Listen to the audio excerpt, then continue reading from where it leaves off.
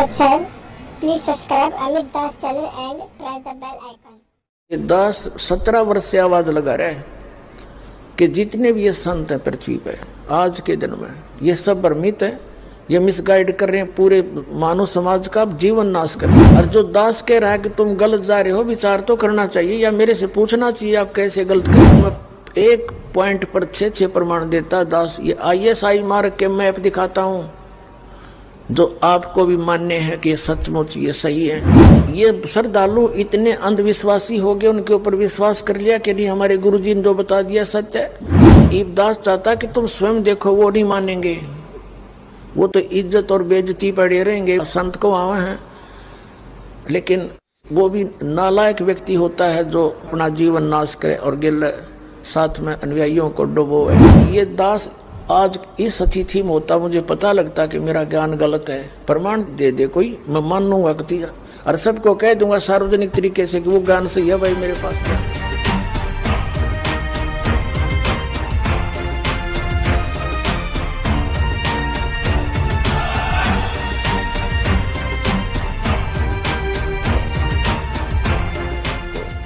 कि 10-17 वर्ष से आवाज लगा रहे हैं कि जितने भी ये संत हैं पृथ्वी पे आज के दिन में ये सब भ्रमित है, ये मिसगाइड कर रहे हैं, पूरे मानव समाज का जीवन नाश कर रहे हैं।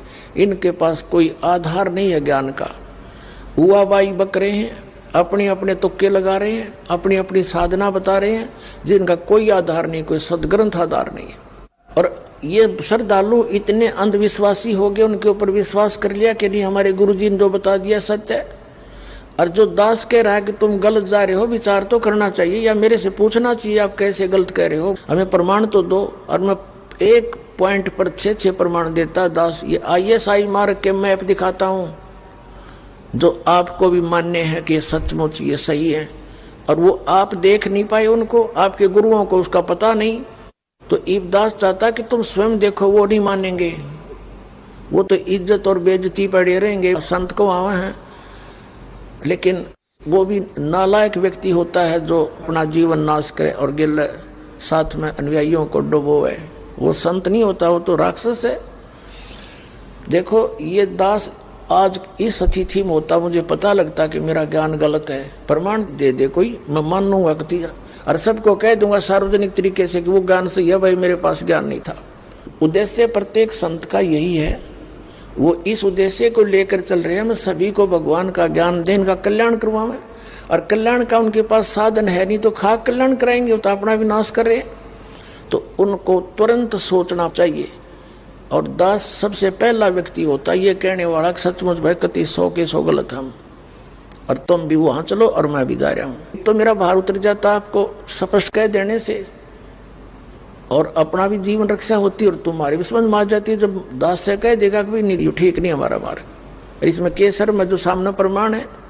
तो अब इन संता के गले मड़गी, इनके अब ये वो सर्प के मुंह में चकचूंदर आ रही है, लेकिन इसको छोड़ देने में अच्छा होगा। खाने से तो कोड लगे, सर्प चकचूंदर ने खा ले, चमगादड़ ने तो उसका कोड लग जाता है, और छोड़ता नो एक तेरी बेइज्जती हो जाएगी। तो अब इनके मुंह में चकचूंदर आ गई, वो चमगादड़ आ गया, लेकिन इसको छोड़ना इनका हित होगा, ना तो इनकी दुर्गति होगी और पाप के भागी बनेंगे। इतनी अनमोल जीवन को नाश करके परमात्मा की दोषी हो जाएंगे। ये इनको उल्टा लटका होगा भगवान वहां नरक के अंदर देख लेना। परमात्मा के इतिहास में लिखा है कि 22 करोड़ ये नकली संत और महंत जो भगवान के बच्चों को भगवान से विमुख कर रहे थे, गलत रास्ता दे रहे थे, उनको 22 करोड़ को नरक में ठोक रखा है।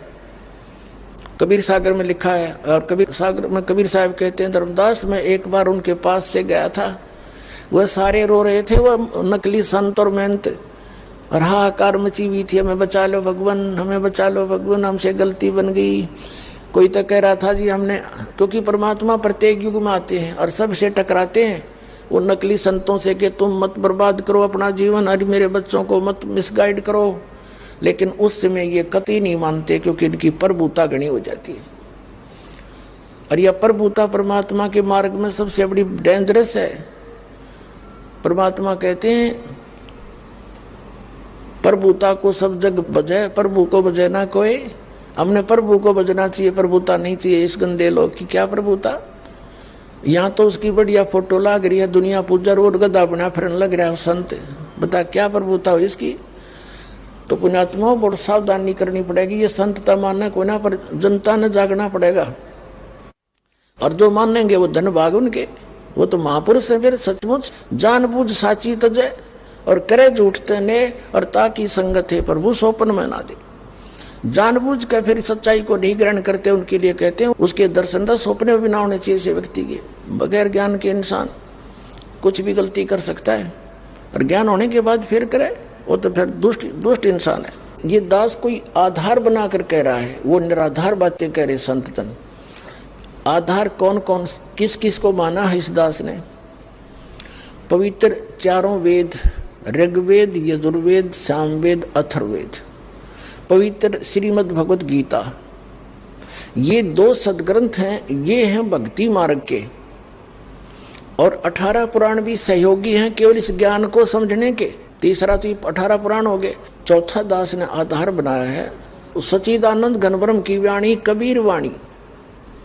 और 5वां आधार बनाया है दास ने जिन महापुरुषों को परमात्मा अपने विधान अनुसार आकर के मिले हैं, और उनको वो सतलोक दिखाया है जहां मालिक रहते हैं और जहां हम पहले रहा करते थे, और उनको फिर वापस छोड़ा अपने गवाह बनाने के लिए, अपना साक्षी बनाने के लिए। तो उन महापुरुषों ने जो परमात्मा को आंखों देखा, वो कैसा है, कहाँ रहता है, वहाँ क्या व्यवस्था है, उस परमात्मा के लोक में जाने की कौन सी विधि है, तो उन महापुरुषों ने अपनी अमृतवाणी में वर्णित कर रखी है। तो इन सभी ग्रंथों, सदग्रंथों को और उन महापुरुषों के अनुभव को दास ने आधार बना के फिर सब महापुरुषों से कहा कि तुम गलत मार्ग पर जा रहे हो, तुम्हारा ज्ञान गलत, तुम्हारा समाधान गलत, फिर और किस लिए भक्ति कर रहे हो? खाक भक्ति है तुम्हारी। फिर जब ज्ञान भी गलत और तुम्हारी भक्ति और भक्ति की विधि भी गलत, फिर काहे के भगत, काहे के संत तुम? तो दास के पास जो ज्ञान है वो शास्त्र अनुकूल है, और शास्त्र अनुकूल साधना है जो महापुरुषों ने की और परमात्मा ने आके स्वयं बताई।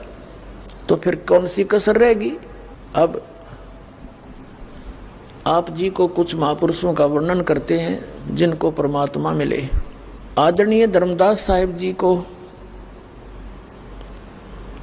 वो परमेश्वर स्वयं आकर मिले थे मथुरा में।